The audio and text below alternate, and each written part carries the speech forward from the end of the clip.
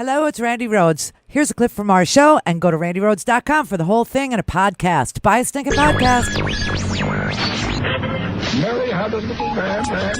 The fault. We believe that all men are created equal. To the magnificent mosaic that is America. From radio beacon to radio beacon. I have a dream today. Change has come to America. Believe it. Knock, knock. Who's there? It's a figment of your imagination. Randi Rhodes Show. Turn up your mind. Here, because we believe Colin Kaepernick deserves a job. Today, it is time for the NFL to take a stand. No justice! No racist police! When I say NFL, you say what the hell? NFL? What the hell? NFL? What the hell? It's political for the NFL not to give Colin Kaepernick a job. Now the NAACP wants in on the action and is threatening a possible boycott of the league if they can't get a meeting with the NFL commissioner to discuss Kaepernick's status. Gerald Griggs is the vice president of the NAACP Atlanta chapter. He's involved in the boycott discussions, and he joins us tonight. Mr. Griggs, thanks for coming on. Thanks for having me, Tucker. So you have a league that is 70% African-American. 70% of the players are black, as compared to about 13% of the population. So clearly there's no racism in hiring.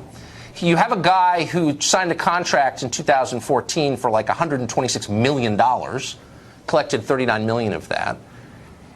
Just on the basis of those facts alone, it's hard to see how Colin Kaepernick at 29 is a victim of racism. Tell me how he is. Well, considering that he's the 17th best quarterback in a league that employs well over 90 quarterbacks, there's no reason for him to not have a job at this point. Hello. Yes, he did opt out of his contract and decided to take his talents to another team. But the fact that, again, only 16 other quarterbacks have a higher quarterback rating than Colin Kaepernick speaks a lot to what's going on with the NFL and the reason why we believe this is an issue of race. Okay, now maybe the owners are making a poor decision and not picking up Colin Kaepernick. I'm not qualified to assess. I doubt you are either. It's not qualified. But what makes you suspect it's racial? Again, the league is 70% black. If anything, it seems like it might be able to use a little diversity. I mean, that's... Oh, my God. I mean, how is that racism? I'm honestly confused. Well, the issue is with the ownership. And again, there are no owners that are African American. There's one owner that's a person of color. So you have 32 teams, 32 owners who we believe are acting in a way that goes against putting a good product on the field. If it's about ability and the ability to win games and to produce on the field, Colin Kaepernick's stats speak for themselves. Again, his quarterback rating shows that he's the 17th best quarterback in the league. No. There's no reason why he should not be able to at least get a training camp invite to be able to show his talents on the field. Okay, so he signed for $126 million. Oh, my God, before. move on. How much do you think he should sign for this time? I'm not sure. I'm not qualified to answer that question. I'm qualified enough to know that his quarterback rating, again, rates him the 17th best quarterback in the league. He threw 16 touchdowns to 4 interceptions. He had a 90 quarterback rating. There are quarterbacks who have a job like Eli Manning, quarterbacks like Phillip Rivers who have far less quarterback rating last year alone that have jobs, have starting jobs. Tucker has no idea who these people are. A coach or a talent scout. So let me just ask you the obvious question. If the owners are racist, why are 70% of their employees black? Wouldn't they not want to hire black people if they're racist? Oh, and my pay God. them hundreds of millions of dollars? This is about talent. And again, his talent speaks for itself. If there's no other reason than talent that's keeping him off the field, I think that's a question better asked to the owners. Okay, so the question I want to ask you, I got it. Yeah, he's a great player and all that stuff, but somehow they're racist. And that's what talent and that's what the NFL is about. It's about putting a good product on the field. Oh, my God. That takes your breath away, doesn't it? I mean, this guy from the Atlanta chapter of the NAACP made a very succinct argument. He said, you know, Tucker Carlson has no earthly idea about football, okay? He doesn't even know what a quarterback is. You know that? That was really, and they've been doing this for almost a week and a half now. And this was going on while Hurricane Harvey was, slamming. This is what they decided to do on Fox News again, to attack Colin Kaepernick. Now, what's so freaking interesting is that this guy from the Atlanta NAACP makes the most succinct argument there is, that Colin Kaepernick is rated number 17 as a quarterback in the league. There are 90 quarterbacks in the league, and they are drafting Miami. Oh my God, who do we pick over Colin Kaepernick? I mean, they are drafting. Miami has the Dolphins, the lamest football team. They take the ball and then they fall like no one's ever seen. It's in the air, then on the ground. They're never in control. So when you say Miami, forget the Super Bowl. And they won't take Kaepernick. So he's trying to tell this to a guy who chooses football as his topic, who has no freaking earthly idea what he's talking about. He just wants to know, how is it racist? If all the owners are white, oh my God. If all the plantation owners are white and they're using the black people to enrich themselves, how is that racist? That's what he asked him, except he left out the word plantation. He just said owners. All the owners of the black people, 70% of the NFL, black people, all the white owners that use the black people to enrich themselves to like astronomical fortunes, well, they're hiring the black people. How can you say they're racist? Really, you don't understand? Never mind that. As long as this is their argument, you will never hear the discussion of why Colin Kaepernick was on his knee in the first place. And the reason why Colin Kaepernick's only crime was he took a knee during the national anthem to protest police brutality. And as long as the conversation is conducted by idiots at Fox News like Tucker, and he's insisting that the white owners are using the black players because they're not racist,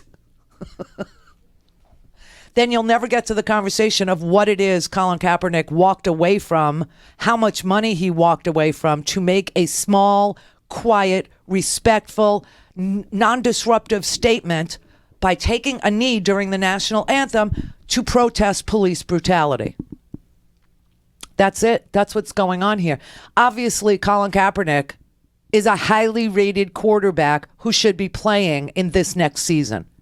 This is sick. This is ridiculous. This goes right up with that Ohio judge who was like tweeting the other day that everyone in the NFL were a bunch of draft dodgers. They're not old enough to have dodged any draft, which goes back to the transgender ban, because only 1% of America ever serves in our military anymore. And the people that show up, now they're not good enough. These people are disgusting. Oh, and I have to show you this, because this is going to blow your freaking mind. When he couldn't win the argument, because he doesn't know what he's talking about, period. But when he couldn't win the argument against the NAACP local chair in Atlanta, because the chairman of the NAACP made this great argument about Colin Kaepernick's quarterback rating. He's got a 90 rating. He's 17th in the league out of 90 quarterbacks. I think he was stunned when Tucker Carlson said, something about, but the owners keep hiring black people. So if they were racist, they wouldn't hire black people, would they? Oh my God. All I could think of was the plantation scenario. This guy must have gone right there in his head too. But when he couldn't make a cogent argument, he changes the subject, and you won't even believe what he did. Watch this. Right, so you represent the NAACP. Here's my question to you. Yes, I'm the vice president of the NAACP Atlanta. That's right. So over 70% of black children were born out of wedlock. Oh my God! Is that a bigger problem or a smaller problem than Colin Kaepernick getting another $126 million contract? Oh my God. Because I don't hear you saying anything about that. Well, first off, if you Google me, you'll see the work that I do in the African-American community here in Atlanta. So a question like 70% of the African-American children being born out of wedlock, yeah, it seems like a big deal. We're focused. It's not a bait, it's a fact. We're focused. Well, what is the rate in Atlanta? I live in Atlanta, Georgia. So you can tell me the rate in Atlanta. Here you are talking to a guy guy who just signed a $126 million contract. I think in a country of 320 million, you could find someone who's actually the victim of racism or oppression. But this guy, who's 29 years old and has more money than God, he's the victim? It just doesn't. I guess that's what I'm saying. There are a lot of people who might want to, might need your help. Okay. Here's the Fox argument. Once you have money in your pocket, racism can't happen to you. You get that, right? Even though it's happening to Colin Kaepernick, once you have some money, shut up about it. Nobody wants to recognize that when you are not in a uniform or when you protest because you're rich, racism cannot happen to you. I mean, these people are bizarre. And what is with the African-American out-of-wedlock births? You know what, Tucker? You're a Catholic. You don't believe in abortion. Neither does the very, very religious, churched African-American community. You should be applauding the birth rate of the African-American community because they're eschewing abortion and having their children.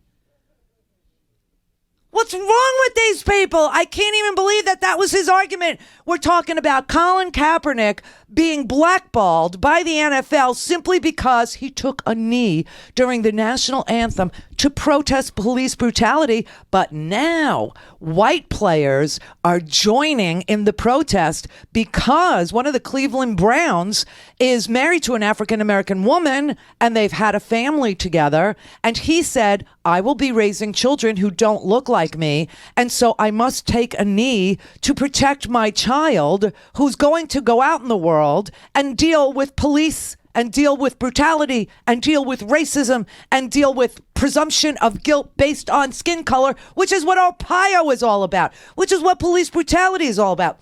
That's what Ferguson was all about. It's what Michael Brown was all about. Philando Castile was all about. These people did nothing. Laquan McDonald spun around while they shot him. And that freaking Rahm Emanuel, who's a Democrat, hid that videotape for a year. I don't give a rat's ass what party you're from. Don't be stupid. But they do. They do.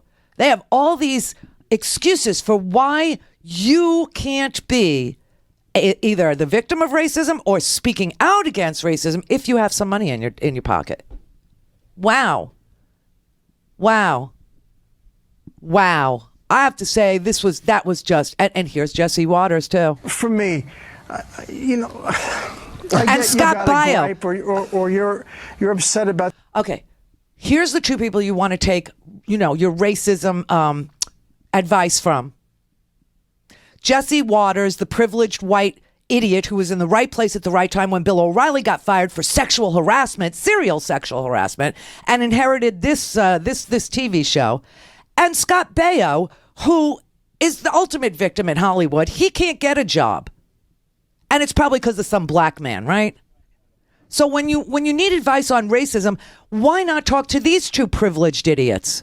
Something, but the country didn't begin the day you were born. It didn't begin the day I was born. There's a 200+ year history of this country, good and bad. Yeah, you got to take the good with the bad. I mean, what? So going down this road, what do? Do we get rid of the William Jefferson Clinton Presidential Library? What? Because President Clinton is married to Hillary Clinton, who once lavished praise on Robert Byrd, who was a Grand Kleagle in the KKK. Stop. Do we do that? Where do you stop? Where do you stop? I'm for everything. I'm for letting you live your life. Don't push your views on me, and I won't push my views on you. Don't try to erase the wonder that this country is. The wonder of slavery, perfect. Everybody. No country is perfect. We've screwed up. I've screwed up. You've screwed up. Sean here has screwed up. Everybody has screwed up. That's what makes us human beings. Yeah, I know you have. Oh, my God. Slavery is part of our wonderful history.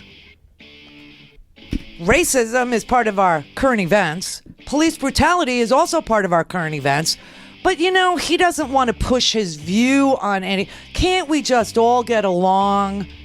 Can't we just build more I'm for everything. I'm for honoring traitors to this nation. I'm for honoring people who laid down their lives to maintain an economic system that was so perverted, that was so pornographic, that was so disgusting. And let's not put up any monuments to civil rights leaders or, because that would be a bridge too far. Let's not talk about police brutality. Let's not talk about Colin Kaepernick and the reason why he took a knee. No. Let's say the white owners can't be racist because they hire black men. Wow. What is wrong with this freaking country? Go to RandiRhodes.com for the whole thing and a podcast. Buy a stinking podcast.